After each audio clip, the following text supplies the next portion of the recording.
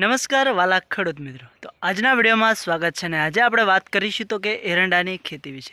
તો વાલા ખેડૂત મિત્રો, આજે આપણે આવી ગયા છીએ સંજયભાઈ ઠાકોરના ખેતરમાં ને આ તમને જે જોવા મળી રહ્યા છે તે તેમના એરંડા છે ને વાત કરીશું તો કે આ એરંડાની અંદર સૌથી વધારે સંજયભાઈ ઠાકોર કયા કયા ખાતરોનો ઉપયોગ કરે છે અને વીઘે કેટલો ઉતાર લે છે એ વિશે જાણીશું। તો વાલા ખેડૂત મિત્રો, પહેલાં તો હું તમને એમના એરંડા બતાવું છું। તમને એરંડા કેવા લાગે છે એ કમેન્ટ કરીને જણાવજો, જેથી આપણે બધાને જાણવા મળશે કે આ એરંડાની અંદર સંજયભાઈ કયા કયા ખાતરો વાપરે છે અને વીઘે કેટલો ઉતાર લે છે।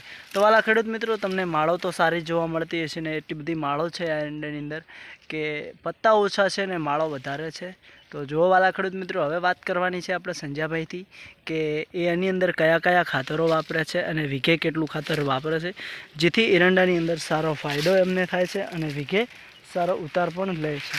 તો વાલા ખેડૂત મિત્રો જુઓ, પહેલાં તો આપણે જોઈએ છું કે એની માળ કેવી બંધાય છે ને માળ બંધાવવામાં કોઈ એવી કસર નથી છોડી કે જેથી એરંડાની અંદર કોઈ પણ એવું નુકસાન જેવું જોવા મળે। તો વાલા ખેડૂત મિત્રો, આજે આપણે વાત કરવાની છે હવે આ એરંડાની વિશે। તો સંજયભાઈ ઠાકોર આ એરંડાની અંદર પહેલાં તો વાત કરીશું તો કે અમુક એવા ખાતરોનો ઉપયોગ કર્યો છે જેથી આપણને એવું થશે કે ઓની અંદર રાસાયણિક ખાતરો વાપરવાની કોઈ જરૂર નથી। તો જુઓ કે આ એરંડાની અંદર ભેંસોની જે સોણિયું ખાતર આવે છે તે આપણે આ ખેતરની અંદર નાખી દીધું છે અને એકવાર ડીએપીનો ઉપયોગ કર્યો છે પાયામાં।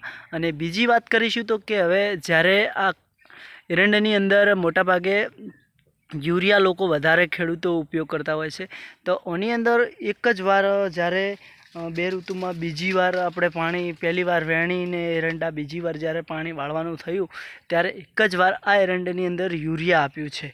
તો તમને જોવા મળતો હશે મિત્રો કે વધારે ખાતર વાપરવાથી પણ ખેડૂતને કોઈ ફાયદો થાય છે કે નથી થતો એ કમેન્ટ કરજો। પણ આ એરંડાની અંદર કોઈ પણ જાતનું વધારે ફર્ટિલાઇઝર ખાતર વાપરવામાં નથી આવ્યું વાલા ખેડૂત મિત્રો। તો અમારા એરંડાનું વાવેતર તમને કેવું લાગ્યું છે કમેન્ટ કરીને જણાવજો। અને આજના વિડીયોમાં આટલું જ। તો તમે જોઈ લીધું કે અમારા સંજયભાઈ ઠાકોરના એરંડા જે છે એની અંદર કોઈ પણ વધારાનું રાસાયણિક ખાતર વાપરવામાં નથી આવ્યું, તેમ છતાં પણ એરંડાની ખેતી સારી છે અને એરંડાનો ઉતાર પણ વીઘે 70 મણનો અંદાજ મારેલો છે, એમનું કહેવું એવું થાય છે। તો ચાલો મિત્રો, ફાઇનલી આપણે પહોંચવાનું છે સંજયભાઈ ઠાકોરના ત્યાં। તો તમને હું એમના એરંડા તો બતાવી જ દીધા છે। તો નેક્સ્ટ વિડીયોમાં ફરી મળીશું, એમની સાથે મુલાકાત લઈશું, શું કહેવા માગે છે। જય જવાન જય કિસાન વાલા ખેડૂત મિત્રો।